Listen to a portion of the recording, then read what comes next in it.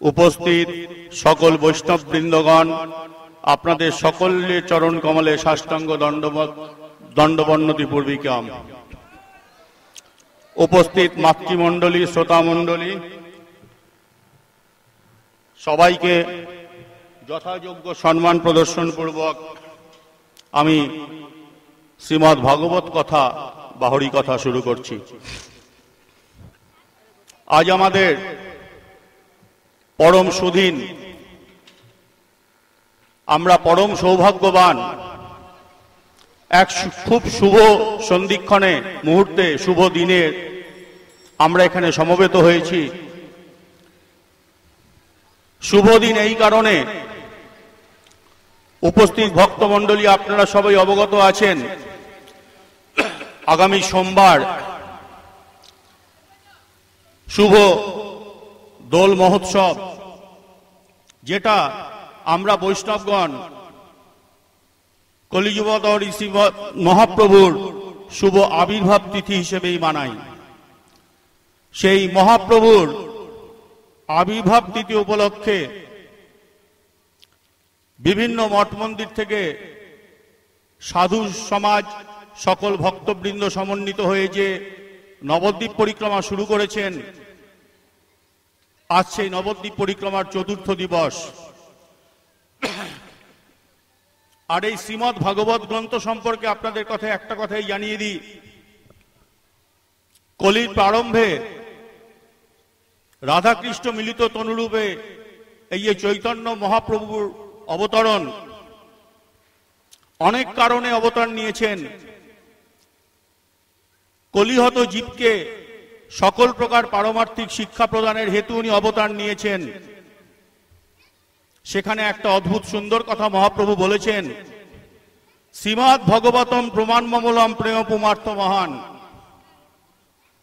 অর্থাৎ মহাপ্রভু স্বয়ং বললেন মানে রাধাকৃষ্ণ মিলিত তনু যিনি, তিনি কি বললেন না, কলিযুগের মানুষের মঙ্গলের জন্য বলে দিলেন এই শ্রীমদ্ ভাগবত গ্রন্থই হচ্ছে একমাত্র প্রমাণ গ্রন্থ। এই শ্রীমদ্ ভাগবত গ্রন্থ ছাড়া জগতে আর অন্য কোন গ্রন্থের কথা বলেননি মহাপ্রভু। ভাগবতের কি গ্রন্থ না, এই গ্রন্থই হচ্ছে একমাত্র গ্রন্থ, যেই গ্রন্থ আমাদের শিক্ষা দিল প্রেমের দ্বারা ভগবানকে কিভাবে ভক্ত তার আপন করে নিতে পারে। কিরকম প্রেম? ব্রজে মাধুর্য রসে গোপীদের সাথে শ্রীকৃষ্ণচন্দ্রের বিভিন্ন লীলা দর্শন করলাম। বাৎসল্য প্রেমে মা যশোদানন্দের সাথে লীলা দেখলাম। সখ্য রসে সখাদের সাথে ভগবান লীলা করলেন, সবই দেখলাম। সব লীলার একটাই সারমর্ম বুঝলাম দেখে, সখ্য লীলায় ভক্তদের প্রেমের কাছে এমন মোহিত হয়ে গেছেন, নিজের ভগবত্তা বিসর্জন দিয়েছেন। তাদের কাছে আমি ভগবান দেখাতে পারেননি, তাদের মতো একজন সাধারণ হয়ে গেছেন। বাৎসল্য প্রেমে দেখলাম 6 দিনের বয়স যখন কৃষ্ণের 10,000 হাতির সমন্বিত শক্তি সমন্বিত পুতনাকে অবলীলাক্রমে মেরে দেয় 6 দিনের একটা শিশু। আবার সেই কৃষ্ণই মা যশোদা তখনও মারেনি, এতটুকু একটা লাঠি শুধু তুলেছে ভয় দেখাবো বলে, মা যশোদার কাছে ভয় কেঁদে দিচ্ছে। অর্থাৎ শত্রুভাব নিয়ে যে আসছে পুতনা, তাকে নিজের ভগবত্তা প্রদর্শন করছেন, কিন্তু প্রেমের দ্বারা ভগবানের সেবা যিনি করছেন সেই মা যশোদা, তার প্রেমের কাছে নিজের ভগবত্তা দেখাতে পারছেন না, সেই শক্তি নষ্ট হয়ে গেছে। মা যশোদার কাছে একমাত্র তার পুত্র হয়ে গেছেন। তাই মা যশোদা তখনও মারেনি, শুধু কানটা হালকা করে ধরে একটু ভয় দেখিয়েছে, তাতেই কৃষ্ণ কেঁদে দিচ্ছে। এই হচ্ছে ভগবত্তা বিসর্জন দিয়ে ভক্তের আপনজন হয়ে যাওয়া। চৈতন্য মহাপ্রভু এই যে আমাদের এই কৃপা করেছেন, তাই আজ ভাগবত শুরুর প্রথমেই মহাপ্রভুর কৃপা প্রার্থনা করে মহাপ্রভুর একটা কীর্তন দিয়ে আমি শুরু করছি।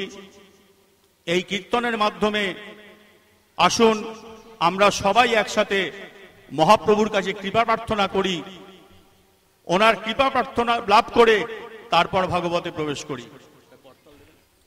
গৌরাঙ্গ তুমি মোরে দয়া না ছাড়িও, গৌরাঙ্গ তুমি মোরে দয়া না ছাড়িও, আপন করিয়া রাঙা চরণে রাখিও, গৌরাঙ্গ তুমি মোরে দয়া না ছাড়িও, গৌরাঙ্গ তুমি মোরে দয়া না ছাড়িও, তোমারও চরণ লাগি সবতে আগিনু, তোমার চরণ লাগি সবতে আগিনো, শীতল চরণ পাইয়া শরণ লইনু, শীতল চরণ পাইয়া শরণ লইনো, গৌরাঙ্গ তুমি মোরে দয়া না ছাড়িও, গৌরাঙ্গ তুমি মোরে দয়া না ছাড়িও, একুলে ওকুলে মুই দিনু দিলাঞ্জলি, একুলে অকুলে মই দিনু তিলাঞ্জলি, রাখিও চরণে মোরে আপনার বলি, ও রাখিও চরণে মোরে আপনার বলি, গৌরাঙ্গ তুমি মোরে দয়া না ছাড়িও, গৌরাঙ্গ তুমি মোরে দয়া না ছাড়িও, বাসুদেব ঘোষ কহে চরণে ধরিয়া, বাসুদেব ঘোষে বলে চরণে ধরিয়া, কৃপা করি রাখো মোরে পদ ছায়া দিয়া, প্রভু কৃপা করি রাখা মোরে পদ ছায়া দিয়া, গৌরাঙ্গ তুমি মোরে দয়া না ছাড়িও, গৌরাঙ্গ তুমি মোরে দয়া না ছাড়িও, জয় শচী নন্দন জয় গৌর হরি, শচী নন্দন জয় গৌর হরি, জয় সচিনন্দন জয় গৌর হরি, সচিনন্দন জয় গৌর হরি, কৃপা করো মোরে গৌর হরি, কৃপা করো মোরে গৌর হরি, কৃপা কর মোরে গৌর হরি, কৃপা কর মোরে গৌর হরি। শ্রীমদ্ ভাগবত প্রসঙ্গে বলছেন, নিগম কল্পতরুর গলিতং ফলং সুখ মুখাদম মৃতদ্রব সংযুতম পিবত ভাগবতম রস মালয়ালম মুহুর্মুহু রসিকা ভুবি ভাবুকা। কীর্তনের আগে যেটা শুনলেন, এই ভাগবতী হচ্ছেন প্রমাণগ্রন্থ। মহাপ্রভু বলেছেন, এই সম্পর্কে শ্রীমদ্ ভাগবত স্বয়ং কি বলছেন সেটা একটু বলে আমি লীলাস কথা শুরু করব। ভাগবতের তৃতীয় শ্লোক বলছেন, নিগম কল্পতরুর গলিতং ফলং, বলছেন এই ভাগবত হচ্ছে বেদরূপী কল্পবৃক্ষের গলিত ফল। গলিতং ফলং মানে বলে দিই, গৃহকর্তা বাজার থেকে ভালো আম গাছের চারা কিনে এনে বাড়িতে লাগিয়েছেন, যথাসময় গাছটা বড় হয়েছে, গাছে ফল ধরেছে এবং দেখে বোঝা যাচ্ছে আমটা খাওয়ার উপযুক্ত, সুন্দর পেকে গেছে। আমটা পাড়ছেন, গৃহকর্তা পেরে খাচ্ছেন, খুব সুস্বাদু, খুব সুন্দর খেতে। কিন্তু আমটা যতই মিষ্টি হোক না কেন, একটা সময় আসবে যখন আমের আঁটিটা এসে যাবে, আর কিছু থাকবে না, আঁটিটা ফেলে দিতে হবে। তাহলে এই যে বৃক্ষে আমটা হয়েছে, এই বৃক্ষের কথাটা একটু চিন্তা করুন। বৃক্ষটা কি কি নিয়ে? বৃক্ষের মূল অংশ শেকড় মাটির নিচে আছে, মাটির ওপরে মূল কাণ্ডটা উঠেছে, তার থেকে শাখা প্রশাখা ছড়িয়েছে, তাতে ডালপালা গজিয়েছে, আর সর্বশেষে ফল ফলেছে আম। তাহলে আমটা হচ্ছে ওই বৃক্ষের সার বস্তু, অর্থাৎ নির্যাস। আচ্ছা, একটা কথা আপনারা চিন্তা করুন, ওই আমটা যখন খাওয়ার উপযুক্ত হয়েছে, আমটা খেয়ে যেরকম আনন্দ উপভোগ করছি আমরা, আমের বদলে গাছের অন্যান্য অংশ যদি খাই, সেই আনন্দটা কি পাবো? গাছের পাতা খেলেও সেটা পাবো না। ডাল, মূল কাণ্ড বলুন, শেকড় বলুন, সব বেশ স্বাদ লাগবে, মুখেই দেওয়া যাবে না, এত বাজে। শ্রীমদ্ ভাগবত সম্পর্কে ঠিক এই কথাটাই বলছে। বেদরূপী কল্পবৃক্ষের নির্যাস গলিতং ফলং। গলিতং ফলং মানে আঠিবিহীন আম, যেই আমের কোনো আঠি নেই, মানে ভাগবতের ফেলে দেওয়ার কোনো বস্তু নেই, সবটাই আস্বাদন করার। কৃষ্ণদেব পুরাণ বেদব্যাসজি 17টা পুরাণ রচনা করার পরেও যখন মনে শান্তি পাচ্ছিলেন না, ওনার গুরুদেব নারদ ঋষি শিষ্যের গৃহে এসেছিলেন। গুরুদেবের কৃপায় উনি সমাধিস্থ হয়ে ভাগবত দর্শন যেটা করেছিলেন সমাধিতে, সেটাই শ্রীমদ্ ভাগবত। তাই এই ভাগবতকে বলা হয়েছে সমাধিলব্ধ জ্ঞান।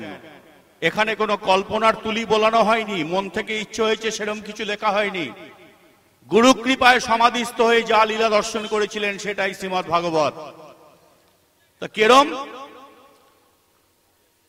বৃক্ষের ফল ব্যতি রেখে অন্যান্য অংশ আস্বাদন করলে যেমন ফলের আস্বাদন করার আনন্দ পাওয়া যায় না, ঠিক সেই রকম এই 17টা পুরাণ, বেদ, বেদান্ত, উপনিষদ আদি থেকে শুরু করে ব্যাসদেব যা কিছু রচনা করেছিলেন, সেইগুলো আমাদের যা দিয়েছে, ভাগবত তার থেকে অনেক অনেক গুণের শ্রেষ্ঠ বস্তু আমাদের প্রদান করলো। অর্থাৎ ব্যাসদেব আগে যা কিছু রচনা করেছিলেন, এই ভাগবত হচ্ছে সেগুলো সবের নির্যাস। ফলের যেমন নির্যাস অংশ হচ্ছে তার ফল, বৃক্ষের সকল শাস্ত্রের নির্যাস হচ্ছে এই শ্রীমদ্ ভাগবত। তাই সারা বিশ্ব জুড়ে, বর্তমান সময় সারা বিশ্ব জুড়ে সব জায়গায় শুধু ভাগবত পাঠ, ভাগবত সপ্তাহ অনুষ্ঠানের প্রচলন। কেন না? কারণ এটা ভগবানের একটা বিশেষ কৃপা। কলিযুগের আমাদের মতো পাপী-তাপী জীবকে কৃপা করবার জন্য ভগবান ওনার নিজজনদের দ্বারা জগতে এই ভাগবত কথাটা প্রচার রেখেছেন। বেদব্যাসজি ভাগবতের শুরুতে নবম স্কন্ধ পর্যন্ত ভক্ত চরিত্র বর্ণনা করেছেন। দশম স্কন্ধে গিয়ে ভগবানের লীলা কথা আদি বর্ণনা করেছেন। একাদশ দ্বাদশ স্কন্ধে মূলত জীবের কৃত্য এবং ভবিষ্যৎ আদি কিছু উপদেশ আদি আছে। প্রথম থেকে নবম স্কন্ধ পর্যন্ত উনি শুধুমাত্র ভক্ত চরিত্র বর্ণনা করেছেন। তার কারণ, ভক্তকে আপনি যতদিন না সঠিকভাবে জানতে পারছেন, ভগবানকে জানা সম্ভব না। ভগবানকে জানবার প্রাথমিক স্তর হচ্ছে, প্রাথমিক পাঠটা হচ্ছে ভক্তকে ঠিকমতো জানতে হবে। তাহলে সেই ভক্তের কৃপায় আপনি ভগবানকে জানতে পারবেন, নাহলে পারবেন না। এই জগতে পারমার্থিক শিক্ষা যেহেতু সেরকম ভাবে প্রচলন নেই, এর বিচারধারা সম্পর্কে যেহেতু বেশিরভাগ মানুষই অজ্ঞ, তাই অনেক সময় অনেকে ভেবে নেন আমার বিদ্যা আছে, বুদ্ধি আছে, পাণ্ডিত্য আছে, আমি কি গীতা ভাগবত পড়লে বুঝতে পারবো না? গীতা ভাগবত সেইভাবে বোঝা যায় না। এই প্রসঙ্গে আপনারা শুনে রাখুন, আমাদের উপনিষদ কি বলছে? কট উপনিষদ গ্রন্থ বলছেন, ন্যায়মাত্মা প্রবচনেন লব্ধ না মেধয়া না বহুনা শ্রুতেন জমে বৈশু বৃণুতে তেন লভ্য তস্যই সে কথিতে আত্মা বিবৃণুতে তনুং শ্যাম। বলছে সেই পূর্ণব্রহ্ম যে ভগবান, তাকে যুক্তির দ্বারা, তর্কের দ্বারা, পাণ্ডিত্যের দ্বারা, কোন প্রকার প্রয়াসের দ্বারা কোনোভাবে জানা যায় না। পরে কি বললেন? জমে বৈশু বৃণুতে তন লভ্য। তিনি যদি কোনো কাউকে কৃপা করেন, তাহলে সেই ভগবানের কৃপা লাভ করে তার কৃপার দ্বারাই সেই ভগবানকে আমরা দর্শন করতে পারি, আমরা দেখতে পারি, বুঝতে পারি, জানতে পারি। অর্থাৎ এই পারমার্থের সম্পূর্ণ ব্যাপারটা কৃপালব্ধ বস্তু। জড়জাগতিক পাণ্ডিত্য কঠোর অধ্যবসায়ের দ্বারা রপ্ত করা যায়, পারমার্থিক পাণ্ডিত্য অধ্যবসায়ের দ্বারা লাভ করা যায় না। এটা লাভ করা যায় একমাত্র গুরু বৈষ্ণব ভগবানের কৃপার দ্বারা। এছাড়া এই জ্ঞান স্ফুরিত হওয়ার অন্তরে দ্বিতীয় কোনো উপায় নেই। ভগবানের মহান ভক্ত ভরত মহারাজের উপাখ্যান বলবো একটু, আর কিছু শ্রোতাদের মাঝখান থেকে একটু অম্বরীশ মহারাজের উপাখ্যানও সংক্ষেপে বলার অনুরোধ এসছে। আগে ভরত মহারাজের উপাখ্যানটা বলেনি, পরে অম্বরীশ মহারাজের উপাখ্যানের আমি প্রবচন সমাপ্ত করব। ভগবান কোন এক কল্পে ঋষভদেব রূপে অবতীর্ণ হয়েছিলেন। ভগবানের যে 24 অবতার, সেই 24 অবতারের মধ্যে ঋষভদেব একজন অবতার আছেন। এই ঋষভ অবতারে উনি ব্রাহ্মণ কুলে জন্মগ্রহণ করেছিলেন। প্রথমে গৃহস্থ জীবন যাপন করেছেন। গৃহস্থ ধর্মে থেকে স্ত্রী সন্তানাদিদের নিয়ে ধর্মকে অবলম্বন করে কিভাবে গৃহস্থ জীবন প্রতিপালন করতে হয় সেই শিক্ষা দিয়েছেন। কি হচ্ছে ওখানে? পরবর্তীকালে সব কার্য সম্পাদন পর পুত্ররা উপযুক্ত হয়ে যাওয়ার পর উনি গৃহত্যাগ করে সন্ন্যাস ধর্মের চরম অবধূত বেশ ধারণ করে চরম অবস্থাটা কেরম সেই শিক্ষা দিয়েছেন। দিগম্বর বেশে বিচরণ করে বেরিয়েছেন। অনেক উচ্চ মার্গের শিক্ষা। এই হরে কৃষ্ণ, হরে কৃষ্ণ, আরে ওখানে একটু গিয়ে কেউ বলুন এদের একটু আসতে।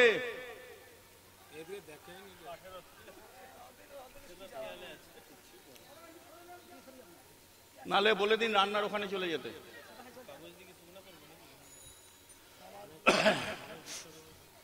ঋষভদেবের শতপুত্র ছিল। ঋষভদেব শুদ্ধ ব্রাহ্মণ ঘরে জন্মগ্রহণ করেছিলেন, কিন্তু বর্তমান সময় এই কলিযুগে আমাদের সমাজ যেই নিয়ম নীতি মেনে চলে, আমরা কিন্তু ঋষভদেবের জীবনে বা সেই সমকালীন সময়, তখনকার সময় এই নিয়ম দেখিনি। আর তখনকার নিয়মটাই সঠিক নিয়ম ছিল। আমরা সেই নিয়ম গ্রহণ করতে পারিনি বলে আজ কলিযুগের এই সময় আমাদের চরম সামাজিক অধঃপতন হয়ে গেছে। ঋষভদেব ব্রাহ্মণ ছিলেন, শতপুত্রের পিতা ছিলেন, কিন্তু ওনার শতপুত্রই ব্রাহ্মণ হননি। 81 জন কর্মকাণ্ডীয় ব্রাহ্মণ হয়েছিলেন, 9 জন নবযোগেন্দ্র ঋষি হয়েছিলেন এবং 10 জন হয়েছিলেন ক্ষত্রিয়। 81 জন তার পিতার মতো ব্রাহ্মণোচিত সকল প্রকার কার্যকে আশ্রয় করেছিলেন বলে তারা ব্রাহ্মণ হয়েছিলেন। এছাড়া শ্রীমৎ ভাগবতে আপনারা নিমি নবযোগেন্দ্র সংবাদ যে উপাখ্যান, সেইখানে গিয়ে কবি, অবি, অন্তরিক্ষ, পিপ্পলাদি করভাজন পর্যন্ত 9 জন ঋষি এসেছিলেন। এই 9 জন এরা সবসময় একসাথে থাকেন, এদের বলা হয় নবযোগেন্দ্র। এরাও ওই ঋষভদেবেরই পুত্র। 81 জন ব্রাহ্মণ ছিলেন, 9 জন নবযোগেন্দ্র ঋষি হয়েছেন, তাহলে হলো 90 জন। বাকি 10 জন ক্ষত্রিয় হয়েছিলেন, তার কারণ ওনারা রাজ্য শাসনের দায়িত্ব ছিলেন। ঋষভদেবের জ্যেষ্ঠ পুত্র ছিলেন মহারাজ ভরত। শ্রীমদ্ ভাগবত গ্রন্থের বিচার অনুযায়ী ওই মহারাজের ভরতের নাম থেকেই এই দেশের নাম ভারতবর্ষ হয়েছে। তার পূর্বে আমাদের এই দেশের নাম ছিল অজানববর্ষ। কোন কোন ক্ষেত্রে অনেকে বলে থাকেন, দেখবেন যে মহাভারত গল্পের শুরুতে ওই যে মহারাজ ভরত ছিল শকুন্তলার পুত্র, বলছে সেই ভরতের নাম থেকে এই ভারতবর্ষের নাম ভারতবর্ষ হয়েছে, এটা অনেকে বলেন। সেটাও ভুল না। কিরকম ভুল না সেটা একটু বলে দিই। এই যে ঋষভদেবের পুত্র ভরত মহারাজ, যার নামে এই দেশের নামকরণ ভারতবর্ষ হয়েছিল, এটা কোনো সত্যযুগের ঘটনা। তারপর দীর্ঘ সময় অতিবাহিত হয়েছে।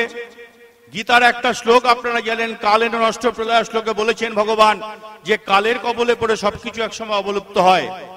তাই অনেকের মতে বলছেন আবার যে শকুন্তলা পুত্র ভরতের থেকেই ভারতের নামকরণ হয়েছে, কিন্তু ভাগবত প্রমাণ করে বলে দিয়েছেন যে ঋষভদেবের পুত্র যে মহারাজ ভরত, ওনার নাম থেকেই ভারতবর্ষ নাম হয়েছে, এবং তার পূর্বে আমাদের দেশের নাম ছিল অজানববর্ষ। প্রবল প্রতাপী রাজা ছিলেন, ধর্মকে আশ্রয় করে রাজ্য শাসন করতেন। নিজ পরিবার, আত্মীয় পরিজন শুধু নন, সমগ্র দেশবাসীকে পুত্রবৎ স্নেহে লালন পালন করতেন এবং সদা সর্বদা সকলকে ভগবত ভজনের পরামর্শ দিতেন এবং সর্বপ্রকারে সহায়তা করতেন। পরম ধার্মিক রাজা, সারাটা জীবন খুব ধর্মের সাথে রাজ্য পালিত করে বার্ধক্যে শাস্ত্রের আইন মেনেই বানপ্রস্থ জীবনে চলে গেছিলেন। আপনারা জানেন ব্রহ্মচারী, গৃহস্থ, বানপ্রস্থ, সন্ন্যাস, 4টে স্তর আছে। সর্বপ্রথম ব্রহ্মচারী মানে গুরু গৃহে শিক্ষা গ্রহণ করা, শিক্ষা সমাপ্ত করার পর গৃহে ফিরে সংসার জীবন যাপন করা, সেটা ব্রহ্মচারীর পর গৃহস্থ হলো। গৃহস্থ জীবন যাপন করার পর স্ত্রী আদি নিয়ে সংসারে সন্তান আদি উৎপন্ন করে সংসার আদি পালন করে কর্তব্য সমাপন করার পর বলছে একটা নির্দিষ্ট বয়সের পর স্বামী স্ত্রী একসাথে থাকবে, কিন্তু তাদের মধ্যে কোনো শারীরিক সম্পর্ক থাকবে না, সেটা হচ্ছে বানপ্রস্থ জীবন। তারপরে সন্ন্যাস, স্ত্রীকেও সম্পূর্ণরূপে পরিত্যাগ করে চলে যেতে হবে। মহারাজ ভরত শাস্ত্রের এই চরম নির্দেশ মেনে, পরম ধার্মিক রাজা তো, সব শাস্ত্রের নির্দেশ অনুযায়ী করেন। ত্যাগের আশ্রয় নিয়ে চলে গেছিলেন। দেখুন, এই বিরাট ভারতবর্ষের রাজা ছিলেন সেই সময়, যেই সময় মহারাজ ভরত এই ভারতভূমির রাজা ছিলেন, তখন এই ভারতবর্ষের পরিধি ছিল, সীমা ছিল বর্তমান বিশ্বের 4/3 অংশ। ভারতবর্ষের বাইরের বলতে কিছুই ছিল না, সবটাই ভারতবর্ষ। অন্য কোন ধর্মের কোন উল্লেখ সেই সময়কাল পাওয়া যায় না। আর এই দেশের বৈভব, সেই বৈভবের কথা আর কি বলবো, একটু ইতিহাস ঘাটলেই তো আপনারা দেখতে পান বর্তমানে তৃতীয় বিশ্বের উন্নতিশীল দেশগুলো যারা, তারা ভারতবর্ষের সম্পত্তি নিয়ে গিয়েই তারা আজকে এত বৈভব করেছে। ভারতবর্ষের সম্পত্তি বলতে শুধু জড় ঐশ্বর্য না, ভারতবর্ষের সবচেয়ে মূল্যবান সম্পত্তি হচ্ছে মুনি ঋষিদের প্রণীত মুনি ঋষিগণ যেই শিক্ষাটা দিয়েছেন, সামাজিক শিক্ষা, শাস্ত্র, এটাই হচ্ছে ভারতবর্ষের সবচেয়ে বড় সম্পদ। কিন্তু দুর্ভাগা আমরা কি করলাম, আমরা নিজেদের এত বুদ্ধিমান বা চতুর মনে করলাম, আমরা ভগবানের সেই শিক্ষাকে বিসর্জন দিয়ে পাশ্চাত্য শিক্ষাকে গ্রহণ করতে গেলাম। ফলস্বরূপ কি হলো একটু শুনে নিন এবং চিন্তা করবেন, একান্তে পরে কথাগুলো মনে রাখবেন। পাশ্চাত্য শিক্ষা বিজ্ঞানে এত উন্নত, আপনার হাতে একটা যদি মোবাইল টেলিফোন থাকে, আপনি যে মুহূর্তে যেখানে খুশি বসে সারা বিশ্বের কোথায় কি হচ্ছে দেখে নিতে পারেন। অর্থাৎ সারা বিশ্বকে আপনার মুঠো এনে দিয়েছে। এটা বিজ্ঞানের উন্নতি, অবশ্যই, এটা অস্বীকার করার উপায় নেই। কিন্তু এর পাশাপাশি আমাদের মনুষ্য জীবনের কি চরম সর্বনাশটাই বিজ্ঞান করে দিয়ে গেছে, আমরা সেটা কিন্তু কেউ ভেবে দেখলাম না। সেই সর্বনাশ যেটা করে দিয়েছে সেটা আর কোনোদিন শুধরাবার নয়। কি করেছে না, বিজ্ঞান আমাদের চরম স্বার্থপর হওয়ার শিক্ষা দিয়েছে। আজ থেকে 50 বছর আগে দেখুন, প্রত্যেক গ্রামে অনেক যৌথ পরিবার দেখতে পারতেন। এক এক পরিবারে 20 জন, 30 জন, 50 জন সদস্য, কত আনন্দে ছিল। আর বর্তমান সময়ের এই বিজ্ঞানের উন্নতি আমাদের কি শিক্ষা দিয়েছে না, পিতামাতাকেও দেখছে না। ছেলে পায়ে দাঁড়িয়ে গেলে পিতামাতার জন্য আজকাল বৃদ্ধাশ্রম তৈরি করতে হচ্ছে। এই হচ্ছে বিজ্ঞানের উন্নতি আমাদের চরম স্বার্থপর হতে শিক্ষা দিয়েছে। আর আমরা সেই ফাঁদে পাটা দিয়েছি। কেন? বর্তমান সময়ে বেশিরভাগ জগতের যুবা থেকে শুরু করে বৃদ্ধ পর্যন্ত বেশিরভাগের মানসিকতা কেমন জানেন? আরে দূর, মুনি ঋষিদের কথা সব ফালতু, ওগুলোই সাধুগুলোরা উল্টো পাল্টা বুকে বেড়ায়, ওসব ওদের পেট পালার জন্য করে, এইসব এরম আর কি। তা কে কি জন্য করে বেড়ায়, কর্মফল মানুষকে সব দেখাবেন। একটা কথা মনে রাখবেন, আমাদের কারুর জীবনটা দুদিনের নয়। মানুষের সবচেয়ে বড় পরীক্ষা তার বার্ধক্য। সেই বার্ধক্যই এখন দেখা যাচ্ছে সবাইকে, শুধু চোখের জল ছাড়া জীবনে আর কিছু নেই। কেন না, চোখের জলটা কার থেকে পাচ্ছে? নিজেরই আপনজনের থেকে, নিজের সন্তান থেকে। লজ্জায় কাউকে বলাও যায় না। এর থেকে বড় দুঃখ আর কিছু নেই, যেটা অন্তরে গুমড়ে মরতে হয়, বলা যায় না। এই হচ্ছে বিজ্ঞানের অগ্রগতি। যদি জীবনকে প্রকৃত আনন্দের করতে চান, নিশ্চিতভাবে বলে যাচ্ছি, এর কোনো ব্যতিরেক নেই, অন্য কোনো পথ নেই। কেউ বলতে পারবে না, আজ অব্দি কেউ সৃষ্টির পর থেকে কেউ দেখাতে পারেনি। ভগবানকে বাদ দিয়ে যে জীবনযাপন মানুষ করেছে, সেই জীবনযাপনে দুঃখ ছাড়া কিছু পায়নি। আর ভগবানকে আশ্রয় করে যে জীবনযাপন, সেখানে আনন্দই আনন্দ, এছাড়া আর কিছু নেই। ভক্তিবিনোদ ঠাকুর ওনার একটা কীর্তনে, আত্মনিবেদন তুয়াপদে করি কীর্তনে, কি বলছেন ভগবানের শ্রীচরণ কমল সম্পর্কে? অশোক অভয় অমৃতের আধার তোমারও চরণোদয়, তাহাতে এখন বিশ্রাম লোভিয়া ছাড়িনু ভবের ভয়। ভগবানের শ্রীচরণ কমলের মহিমা গুণগান করতে গিয়ে ঠাকুর ভক্তিবিনোদ কি বলছেন? অশোক অর্থাৎ যেই চরণ কমলকে আশ্রয় করলে শোক বলে কোনো বস্তু থাকে না। অভয়, ভয়ের কোনো লেশমাত্র থাকে না সেই ভক্তের। এমনকি এই সংসারের সবচেয়ে বড় ভয় যে মৃত্যু ভয়, ভগবানের শ্রীচরণ কমলকে আশ্রয় করলে সেই মৃত্যু ভয়কেও জয় করে নেওয়া যায়। ধ্রুব মহারাজের উপাখ্যান আমরা দেখেছেন, পড়েছেন, শুনেছেন। মৃত্যুদেবকে ধ্রুব মহারাজ কি বলেছিলেন? আপনি একটু দাঁড়ান তো, আপনার কাঁধে পা দিয়ে আমি রথে উঠবো। ভক্তরা এইভাবে মৃত্যুকে জয় করে নেয়। আর অমৃতের আধার বলছে ঠাকুর, তোমার এই চরণ, সে তো শুধু আনন্দেরই মহাসমুদ্র। ওকে আশ্রয় করলে সেখানে তো দুঃখ বলে কিছু থাকতে পারে না। একটা সুন্দর কথা শুনে নিন, এগুলো শিক্ষামূলক কিছু কথা। এই জগতে সৃষ্টির পর থেকে দেখবেন যে শব্দ সৃষ্টি হয়েছে, প্রত্যেক শব্দের একটা বিপরীত শব্দ আছে। দিনের বিপরীত শব্দ রাত, সাদার বিপরীত শব্দ কালো, এরকম সব শব্দের বিপরীত আছে। কিন্তু আমাদের পারমার্থিক যে ব্যাকরণ, সংস্কৃত ব্যাকরণ, সেই ব্যাকরণ আমাদের একটা দারুণ সুন্দর জিনিস দেখালো। কি? আনন্দ শব্দের কোনো বিপরীত শব্দ নেই। কেন নেই?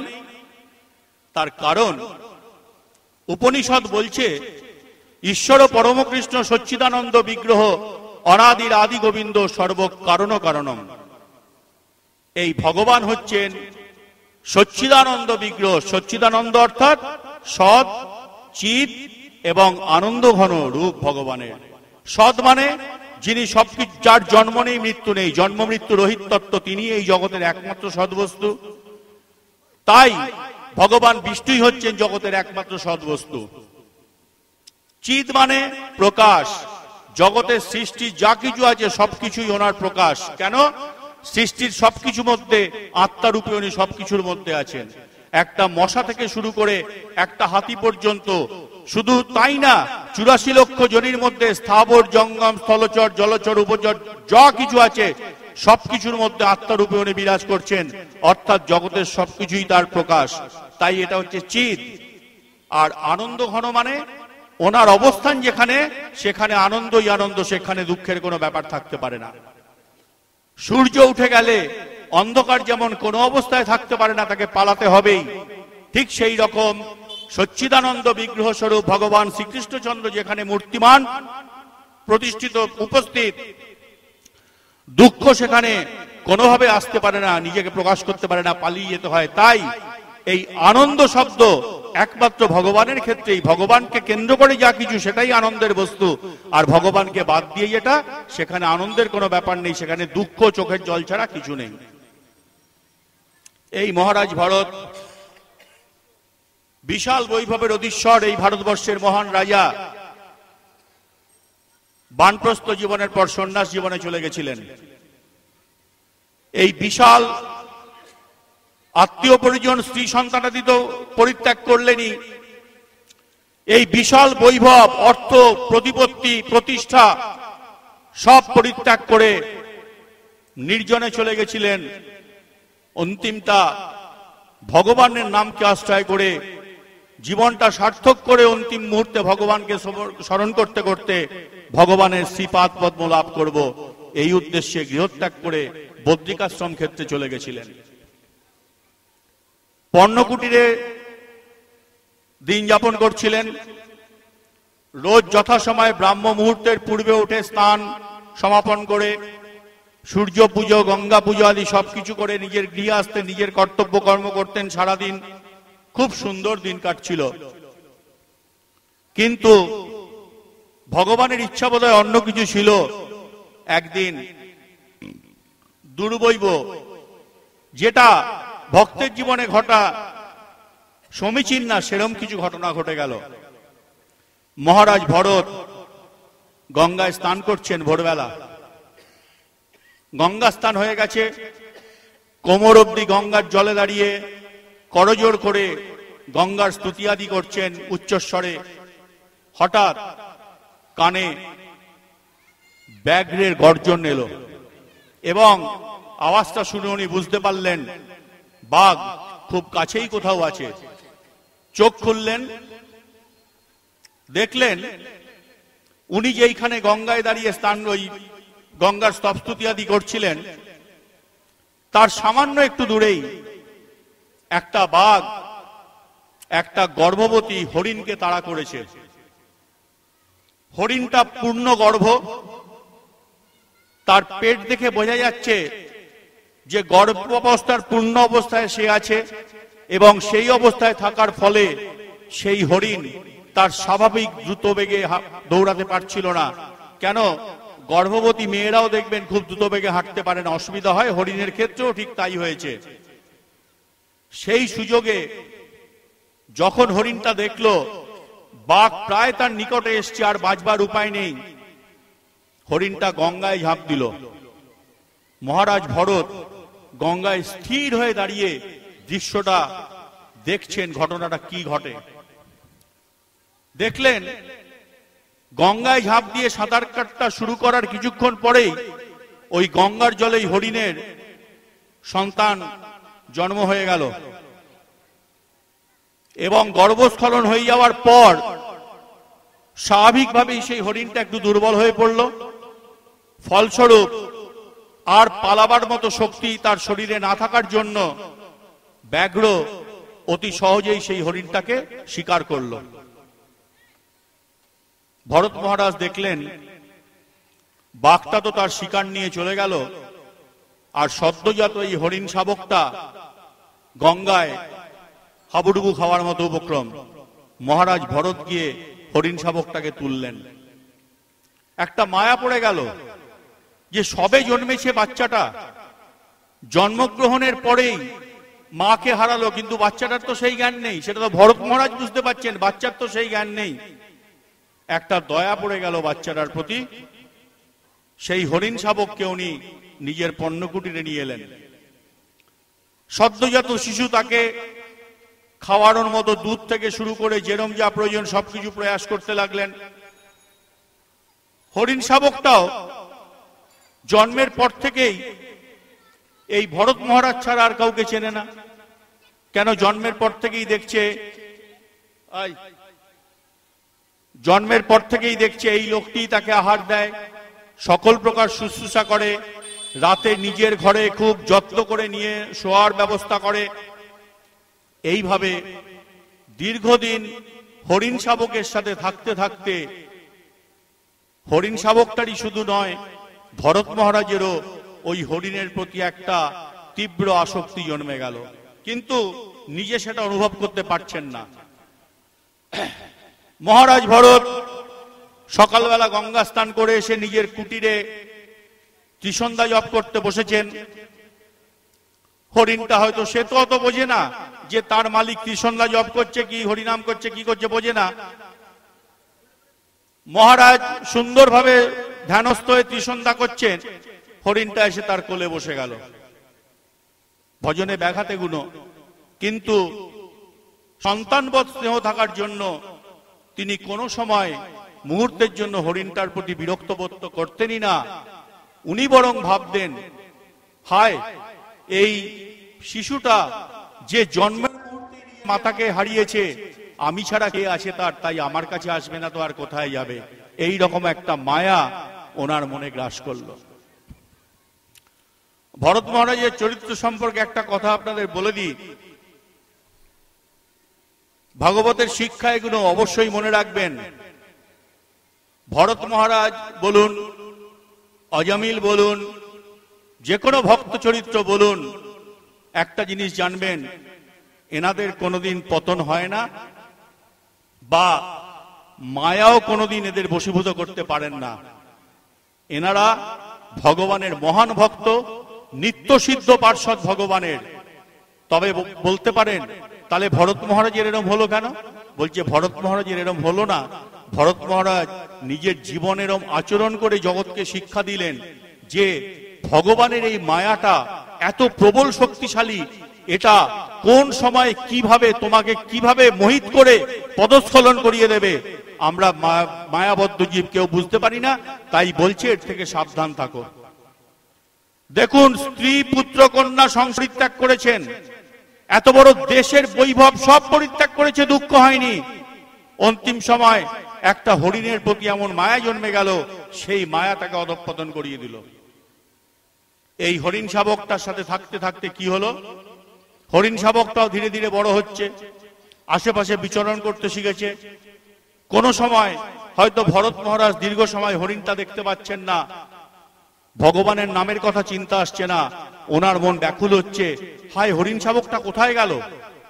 তাহলে কি জঙ্গলের কোন পশুকে হত্যা করে ফেললো, নিয়ে গেল? এই রকম ভাবে হরিণটার জন্য যখন মন খুব ব্যাকুল, আবার দেখছেন দূর থেকে হরিণটা আসছে, একদম শান্ত হয়ে গেল মন। এই রকম প্রভাব ফেলেছিল সেই হরিণটা ওনার ওপর। জঙ্গলে হরিণ যখন বিচরণ করে, হরিণ কখনো একা ঘোরে না, বিশাল দলবদ্ধ ভাবে, এক একটা দলে 500, 1000, 2000 হরিণ একসাথে জঙ্গলে বিচরণ করে। এই হরিণ শাবকটা জন্মের পর থেকে ভরত মহারাজের কুটিরেই থেকে মানুষ হয়েছে, কোনোদিন দেখেনি। আস্তে আস্তে বড় হয়েছে। দীর্ঘদিন পর কোনো একদিন জঙ্গলে বিচরণ করতে করতে কাছাকাছি হরিণের বিরাট দল এসছে। নিজের স্বজাতিদের দেখে সে ওই দলের সাথে চলে গেছে। ভরত মহারাজ আর তার কোনো সন্ধান পাননি। বার্ধক্য এসে গেছে, হরিণটার সাথে অনেক দিন অতিবাহিত হয়ে গেছে। এই হরিণের মায়া এমন প্রভাবিত করলো ওনাকে, কি হলো? অন্তিম সময় উনি হরিণের কথা চিন্তা করতে করতে দেহত্যাগ করলেন। ভাগবতের শিক্ষাগুলো শুনে নিন। মহারাজ ভরত গৃহত্যাগ করেছিলেন কেন? মনের ইচ্ছাটা কি ছিল? সন্ন্যাস জীবনে গিয়ে অন্তিম সময় নিরন্তর শুধু ভগবানের নাম করতে করতে, ভগবানকে স্মরণ করতে করতে এই জীবন ত্যাগ করব। ফলস্বরূপ কি হবে? অন্তিমকালে তাকে স্মরণ স্বরূপ আমি ভগবানের শ্রী পাদপদ্মই লাভ করব, এই উদ্দেশ্য নিয়ে গৃহ থেকে বেরিয়েছিলেন। উদ্দেশ্যটা তো নিঃসন্দেহে মহৎ উদ্দেশ্য ছিল, এর থেকে ভালো উদ্দেশ্য জগতে আর মানুষের কিছু হতে পারে না। কিন্তু কি হলো, আজকে একটা সামান্য হরিণ শাবক এসে তার জীবনে সবকিছু এমন ওলটপালট করে দিয়ে চলে গেল যে মৃত্যুর সময় ভগবানকে স্মরণ তো কোন দুরস্ত হয়ে গেল। ওই হরিণ অর্থাৎ একটা পশু, তার কথা চিন্তা করতে করতে মহারাজ ভরত অন্তিম শ্বাস ত্যাগ করলেন। গীতার বিচার অনুযায়ী মৃত্যুর সময় আমরা যেইভাবে আবিষ্ট হয়ে এই দেহ ত্যাগ করি, মৃত্যুর পর আমরা সেই জন্ম হয়। ভরত মহারাজ হরিণের কথা চিন্তা করতে করতে জীবনের অন্তিম শ্বাস ত্যাগ করেছিলেন, ফলস্বরূপ দ্বিতীয় জন্মে ওনার হরিণ জন্ম হল। কিন্তু ভগবানের কৃপা কেরম, আমরা তো আমাদের এই জড়বুদ্ধির দ্বারা সেটা বুঝতে পারি না। গীতার বিচার বলুন, ভাগবতের কথা বলুন, সব বিচারধারা এক, কোথাও কোনো অন্য কথা বলা হয়নি। কুরুক্ষেত্রের যুদ্ধক্ষেত্রে উনি যে অর্জুনকে বলছেন, অর্জুন তুমি প্রতিজ্ঞা করে বলো আমার ভক্তের কখনো বিনাশ নাই, উনি যুগে যুগে সেই কথার সত্যতা ওনার ভক্তদের চরিত্রের মাধ্যমে দিয়েছেন। এই জড়জগতে যারা সাধন ভজন করে না, তারা যদি মৃত্যুর সময় কোনো পশুর কথা চিন্তা করতে করতে মৃত্যুবরণ করে, সেই পশুর জন্ম তো হবেই পরেরটা, তারপর সেই পশুর জন্ম অতিবাহিত করতে করতে শাস্ত্র বলে দিয়েছে লক্ষ কোটি জন্ম নিজ জনিতে ভ্রমণ করতে হবে। সেই জন্য বলছে লক্ষ কোটি জন্ম অন্যান্য জনিতে ভ্রমণ করার পর আবার একটা মনুষ্য জন্ম হয়। সেই জন্য শাস্ত্রে মনুষ্য জন্মকে সুদুর্লভং মনুষ্য জন্ম বলেছে, দুর্লভ বলেনি, সুদুর্লভ। লক্ষ কোটি জন্মের পর একটা পাওয়া যায়। কিন্তু ভরত মহারাজ মনুষ্য জন্ম থেকে পশু জন্মে চলে গেলেন। কি অদ্ভুত ভগবানের কৃপা দেখুন। হরিণ হলেও ভগবান কৃপা করলেন কি, তাকে জাতিস্বর করে দিলেন। পূর্বজন্মের স্মৃতিটা হরিণ হওয়া সত্ত্বেও তার মনে রইল ভগবানের এটাই বিশেষ কৃপা। হরিণ হয়ে কি ভাবছে, এই বিশাল ভারতবর্ষের আমি রাজা ছিলাম, মহারাজ ভরত ছিলাম, আমি গৃহত্যাগ করেছিলাম, সন্তান স্ত্রী আত্মীয় পরিজন বিশাল দেশ সব বৈভব পরিত্যাগ করে এসেছিলাম, বদ্রিকাশ্রমে পর্ণকুটিরে ভগবত ভজন করব, জীবনের অন্তিম সময় ভগবানকে স্মরণ করতে করতে আমি এই দেহ ত্যাগ করব। কিন্তু হায় কি হয়ে গেল, ভগবানের একটা মায়া, ভগবানের মায়া একটা হরিণ শাবক রূপে আমার জীবনে এসে আমার জীবনটাকে শেষ করে দিয়ে চলে গেল। আমি গৃহত্যাগ করে এসেছিলাম মৃত্যুর সময় ভগবানকে স্মরণ করব বলে, কোথায় কি হলো, হরিণ শাবকের স্মরণ করতে করতে আমার দেহ গেল, দেহত্যাগ করলাম। ভগবান শুধু যে ওনাকে জাতিস্বর করেছিলেন ওটাই কৃপা না, অনেক কৃপা করে গেছেন ভগবান, যে কৃপার কোনো মূল্যায়ন করা যায় না। বিশাল জঙ্গলে এক খুব পুরনো বিষ্ণু মন্দির ছিল। সেই জঙ্গল যেমন হিংস্র পশুর ভয় ছিল, দস্যু তস্করেরও খুব উপদ্রব ছিল সেই জঙ্গলে, তাই কেউ আসতো না লোকজন। সেই বিষ্ণু মন্দিরে যিনি পূজারী, তিনি সূর্যোদয়ের পর আসতেন, মন্দির খুলতেন, পুজো অর্চন করতেন, বিকেল বেলায় আবার ঠাকুরকে স্বয়ং দিয়ে সন্ধ্যা হওয়ার আগে বনপথ পরিত্যাগ করে গৃহে চলে যেতেন। হরিণ জন্ম হওয়া সত্ত্বেও ভগবানের সবচেয়ে বড় কৃপা এটা, ওই বিষ্ণু মন্দিরের ওইখানেই ওই হরিণকে জন্ম দিয়েছিল তার মাতা, দিয়ে সেও চলে গেছে জঙ্গলে। এই হরিণটা ওই মন্দিরের সামনে বাড়ছে। মন্দিরের বৃদ্ধ পূজারী দীর্ঘদিন পূজা করতে আসছে এই মন্দিরে, আসে চলে যায়, কাউকে দেখতে পায় না। আজ কিছুদিন ধরে দেখছে একটা হরিণের সদ্যজাত বাচ্চা আমার মন্দিরের সামনে সবসময় ঘুরে বেড়ায়, এবং পূজারী বুঝতে পারছে সে মন্দিরে ঘন্টা বাজিয়ে পুজো করে, হরিণটা বাইরে থেকে এক দৃষ্টে সেই দিকে তাকিয়ে থাকে। এটা তো ভগবানের অপার করুণা যে পশুজনী প্রাপ্ত হওয়া সত্ত্বেও ভগবান এমন কৃপা তাকে করেছেন, সে বিষ্ণু মন্দিরের সামনে অবস্থান করে রোজ ভগবানকে দর্শন করছেন, তার আরতি দেখছেন, পূজারী স্তবস্তুতি তার কর্ণে প্রবেশ করছে হরিণের, এবং সেই পূজারীর মনে একটা মায়া জাগলো, দীর্ঘদিন এখানে পূজা করতে আসি, কোনোদিন কিছু দেখি না, হরিণ শাবকটাকে দেখছি, দয়া হয়ে রোজ একটু মহাপ্রসাদ উচ্ছিষ্ট দিতে লাগলো। কোথায় পাবেন এই কৃপা ভগবানের?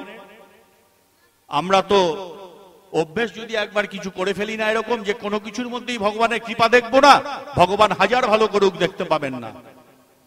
কিন্তু এইভাবে ভগবান কৃপা করে আসছেন যুগে যুগে, আজও করেন, তার ভক্তদের করে আসছেন। আপনার পকেটে প্রচুর পয়সা আছে, প্রচুর বৈভব, বেরিয়েছেন ঘুরতে, বড় শহরে গেলেন, যেখানে গেলেন, যখন যেখানে যা ইচ্ছা পয়সার জোরে আপনি খেয়ে নিতে পারবেন। মহাপ্রসাদ পাবেন পয়সা দিয়ে কোথাও? ওটা পয়সা দিয়ে পাওয়া যায় না, ওটা ভগবান কৃপা করলে পাওয়া যায়, নালে পাওয়া যায় না। তাই মহারাজ ভরত একটা সামান্য ভুলের জন্য হরিঞ্জনী প্রাপ্ত করেছেন ঠিকই, কিন্তু ভগবানের কৃপা কিন্তু পূর্ণ মাত্রায় ওনার উপর রয়ে গেছে। ভগবান তার ভক্তকে কোনোদিন পরিত্যাগ করেন না। মহাজনগণ তাই কীর্তনে বলেছেন, উদ্ধারহ নাথ মায়াজাল হতে এ দাসের কৃপাত করি। ঠাকুর, তোমার ভক্তরা ভুল ত্রুটি করে না ঠিকই, কিন্তু কোনো যদি করেও ফেলে, তুমি তো সবচেয়ে বড় ন্যায়পরায়ণ, তোমার মতো ন্যায় তো জগতে কেউ করে না। তাই ভক্ত দোষ করলেও সেই দোষের শাস্তি তুমি ভক্তকে ঠিক পাওয়াও, কিন্তু তোমার সেই শাস্তি পাওয়ানো আর যমরাজের শাস্তি পাওয়ানোর মধ্যে তফাৎটা কি জানো ঠাকুর? তফাৎটা এই, যমরাজের দুয়ারে সংযমনপুরীতে যখন কারুর বিচার হয়, তার পাপ পুণ্যের বিচারে তার অনন্ত কোটি কাল নরকে পাঠিয়ে দেন যমরাজ বা তার দূতেরা মিলে। কিন্তু ঠাকুর, তুমি এত করুণাময়, তোমার ভক্তকে তুমি তার ভুলের জন্য সাজাটা দাও ঠিকই, কিন্তু কেরম ভাবে সাজাটা দাও তুমি জানো ঠাকুর? তুমি তার চুলের মুঠিটা সবসময় ধরে থাকো ঠাকুর, যাতে সে অতল তলে তলিয়ে না যায়। আবার সাজা সমাপ্ত হলে তুমি ঠিক তার চুলের মুঠি ধরে তাকে নিয়ে এসে তোমার পাদপদ্মে বসিয়ে দাও। এটাই ভগবানের কৃপা। ভরত মহারাজের জীবন চরিত আমরা এইটাই দেখি, ভগবানের মহান কৃপা। পশুজনী প্রাপ্ত করেছে, মানুষ যা ভাগ্যে না থাকলে মহাপ্রসাদ পায় না, সেইখানে মহাপ্রসাদ রোজ পাচ্ছে। মহাপ্রসাদ বললে ভুল হবে, মহাপ্রসাদ। ভগবানের প্রসাদকে মহাপ্রসাদ বলা হয়। আর ভগবানের সেই প্রসাদ যখন কোনো ভগবানের শুদ্ধ ভক্ত সাধু মহাত্মারা পেয়ে যান, তাদের উচ্ছিষ্ট হয়ে যায়, সেটার মহিমা আরো বেড়ে যায়, সেটাকে মহাপ্রসাদ বলে। আজ পশু জন্ম প্রাপ্ত হলো, তার পূর্বজন্মের ভজন বলটা এত শক্তিশালী ছিল, এত বলশালী ছিল ভজন, যে সেই ভজন বলে আজ এই হরিণ জন্ম প্রাপ্ত করেও সে ভজনের সব কিছু কৃপাগুণ পেয়ে যাচ্ছে ভগবানের। কেন? ওই যে ভগবান বলছেন, আমার ভক্তের কখনো পতন নাই। দীর্ঘদিন হরিঞ্জনীতে চলল। আগের জন্মে ওই হরিণ শাবকটা যেমন জঙ্গলে তার বিশাল প্রজাতিদের দেখে তাদের সাথে চলে গেছিল, এই জন্মে কিন্তু সে তাই করল না। এই জন্মে ওই বিষ্ণু মন্দিরের সামনেই ভগবান বিষ্ণুকে দর্শন করতে করতে মহাপ্রসাদ সারা জীবন খেলো।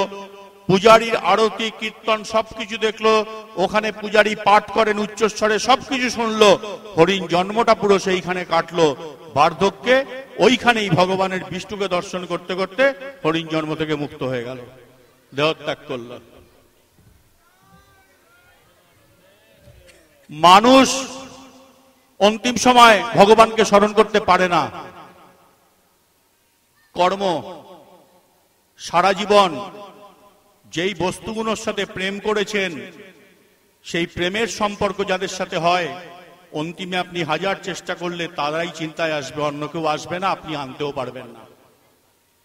তা আমরা সারা জীবন প্রেম কার সাথে করি না? আমরা পারমার্থিক বিচারে যাদের বলি স্ত্রী পুত্র কন্যা আদি সব, কিরম সম্পর্ক এগুলো? না, এগুলো হচ্ছে সেই রকম সম্পর্ক যেই সম্পর্ক সম্পর্কে শাস্ত্র বলছে যে এই জগতের প্রত্যেক মানুষকে তার জীবনের সবচেয়ে বড় দুঃখ তার সন্তানের থেকে পেতে হয়। বর্তমান সময় যে সকল পিতামাতারা এখানে বসে আছেন, বয়োজ্যেষ্ঠ যারা সদ্য পিতামাতা হয়েছেন তাদের কথা বলছি না, তাদের অভিজ্ঞতা কম। বয়স্ক পিতামাতাদের প্রশ্ন করা হয়, যদি আপনারা কজন বুক ফুলিয়ে বলতে পারবেন আমার সন্তান আমায় যোগ্য সম্মান করে? সত্যি কথা বললে খুঁজে পাওয়া মুশকিল। বলবে দুঃখটাই তো দেয়, সম্মান তো দূরের কথা, করতেই জানে না। কেন? সন্তানেরাও দোষী না, পারমার্থিক শিক্ষার অভাব। পিতামাতা তাদের সেই শিক্ষায় শিক্ষিত করতে পারেনি। এই ভরত মহারাজের উপাখ্যানে একটা কথা বলে দিই, ওই যে ওনার পিতা ঋষভদেবের কথা শুনলেন। ঋষভদেব যখন গৃহে অবস্থান করছেন, উনি শতপুত্রকে শিক্ষা দিয়েছিলেন। ওইখানে ভাগবতের একটা মহান শ্লোক বলছে, ঋষভদেব বলছেন তার শতপুত্রকে উদ্দেশ্য করে, গুরুর নস্যাচ্ছাৎ সজ্জননীর নস্যাচ্ছাৎ। এই শ্লোকের মাধ্যমে বলেছেন এই জগতের সকল সম্পর্ক বলে দিয়েছেন কি, সেই গুরু গুরু নয়, সেই পিতা পিতা নয়, সেই মাতা মাতা নয়, সেই আপনজন আপনজন নয়, সকল সম্পর্কের কথা বলে শেষে কি বলছেন, যারা তাদের সন্তানদের কৃষ্ণ ভজনের শিক্ষা দিতে পারে না। ভাগবতের এই যে মহান শ্লোক, এই শ্লোকের নিরিখেই নিজেদের একটু বিচার করবেন তো, ছেলেদের ছোটবেলা থেকে কজন আছেন যারা ভগবত ভজনের শিক্ষা দিতে পেরেছেন? ভগবানকে তো পরিত্যাগ করেই রেখেছি, শিক্ষাটা দেব কোথায়? ফলস্বরূপ কি হয়েছে? জীবনগুলো অন্ধকারময় হয়েছে, দুঃখের হয়েছে। কিন্তু এই ভগবান শ্রীকৃষ্ণচন্দ্র আমাদের মতো মহান পাপী তাপীদের উদ্ধার করার জন্য, তাদের মঙ্গলের জন্য যুগে যুগে লীলা করে দেখিয়েছেন ভক্তের জন্য উনি কি করতে পারেন।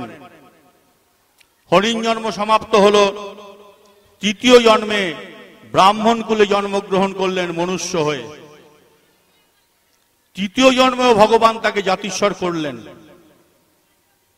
তৃতীয় জন্মে শ্রীমদ্ ভাগবতের বিচারধারা অনুযায়ী ওনাকে জড়ভরত বলে অভিহিত করা হয়েছে।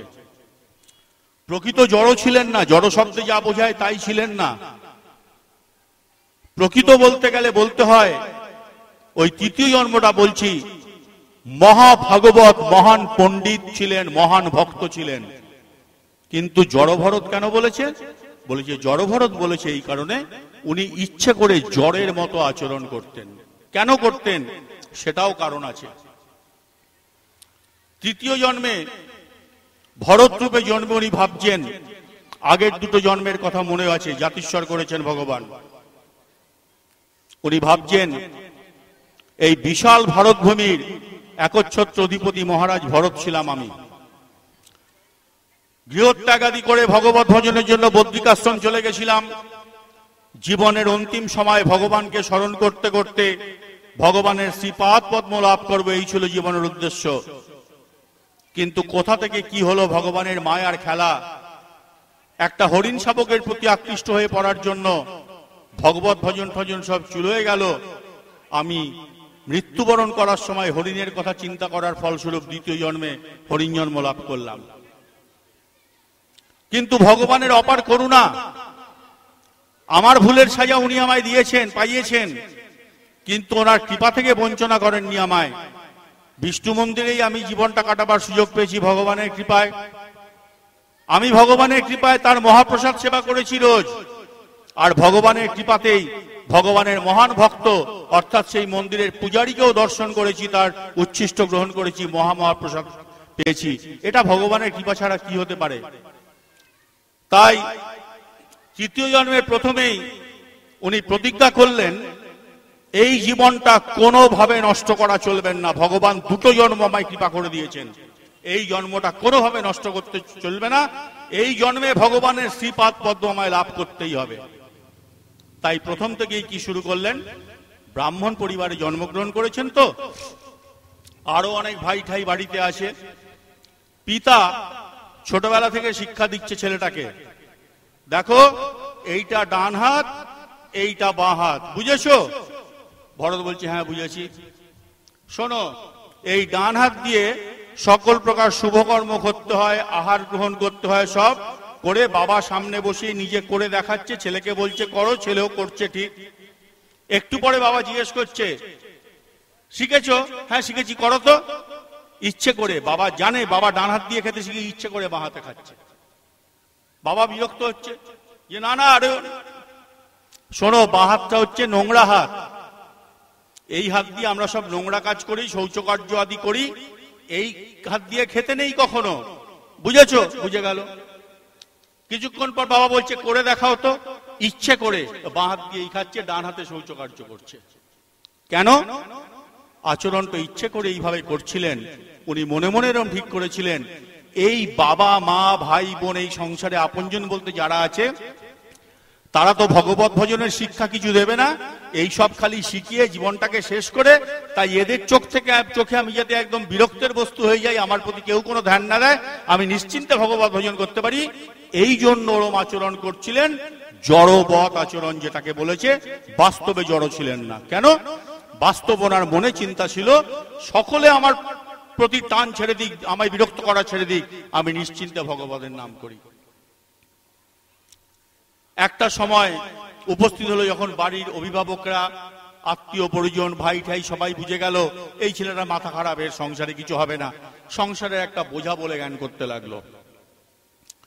খুব হৃষ্টপুষ্ট চেহারা, বাল ব্রহ্মচারী, নিরন্তর অন্তরে ভগবানের নাম স্মরণ করছেন, একটা মুহূর্ত বাদ নেই, কিন্তু বাইরের জগতের কাউকে নিজের অন্তরের অবস্থাটা বুঝতে দিচ্ছেন না। ভগবানের সাথে ওনার বিচারটা এরম, আমি প্রভুর সাথে সম্পর্ক যুক্ত আছি, সেটা প্রভু জানলেই হবে, আর কারুর দরকার নেই। প্রতিটা মুহূর্ত শুধু ভগবানের স্মরণেই থাকেন, অন্য কিছু করেন না। বাড়ির ভাইয়েরা একদিন ডেকে বলছে, হৃষ্টপুষ্ট চেহারা, সারাদিন ঘরে বসে খাচ্ছে যাচ্ছে, ঘুরে বেড়াচ্ছে, কিছু করে না। বলছে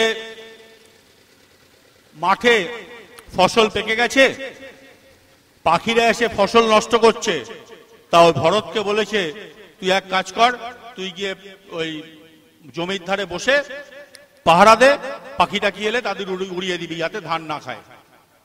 গেছে, সেইখানে গিয়ে ধান খেতে বসে চিন্তা করছে। দেখুন, ভগবানের মহান ভক্ত উনি, তাই একজন ভক্তের মানসিকতা বা চিন্তাধারার সাথে জড়জগতিক মানুষের মানসিকতা বা চিন্তাধারা সামঞ্জস্য হবে না, বিপরীত হবে। বাড়ির লোকরা পাঠিয়েছে শস্য রক্ষা করার জন্য, পাখিকে তাড়াবার জন্য, আর এই ভরত ওখানে গিয়ে ভাবছেন যে পাখিগুলো এরাও তো ভগবানের সৃষ্টি, ভগবানের সন্তান। তা ভগবান জগৎ যখন সৃষ্টি করেছেন, এই 84 লক্ষ জনির মধ্যে যত প্রকার জীব সবাই তো ওনার সন্তান, আর সকলের আহারের ব্যবস্থা তো উনিই করেন। তাহলে এই যে জমির শস্য, এই শস্যটা তো পাখিদেরই আহারের বস্তু, তাহলে আমি কেন তাদের আহারে বাধা হতে যাব? এই রকম চিন্তা করে উনি শস্যক্ষেত্রে বসেছেন, শস্যক্ষেত্রের দিকে পেছন দিয়ে উল্টো দিকে মুখ করে বসে ভগবানের নাম করে যাচ্ছেন নিরন্তর। আর পক্ষীকুল তারা তো এই ধান খেতে মহোৎসব শুরু করে দিয়েছে মনের আনন্দে। দেখছে একজন বসে আছে, কোনো বাধা আসছে না, আনন্দে খাচ্ছে। অনেকক্ষণ পর বাড়ির ভাইদের মনে চিন্তা এলো, অনেকক্ষণ হয়ে গেছে ছেলেটা জমি পাহারা দিতে গেছে, দেখি তো কি করছে। এসে দৃশ্য দেখে তো ভাইরা রেগে আগুন, কি ধান জমির দিকে পেছন করে বসে আছে, আর পাখিরা মহোৎসব শুরু করে দিয়েছে, ধানের সব ফসল টসল উজাড় করে দিয়েছে। বিরক্ত হয়ে ভাইরা মিলে খুব প্রহার করে ওকে বাড়ি থেকে বার করে দিয়েছে। যখন তিরস্কার করে একটু প্রহার করে সবাই বার করে দিল, ভরত মনে মনে কি ভাবছেন জানেন? এতদিনে ভগবান আমায় প্রকৃত কৃপা করলেন, কেন? আমার জড় আসক্তিগুলো ভগবান দূর করে দিয়েছেন।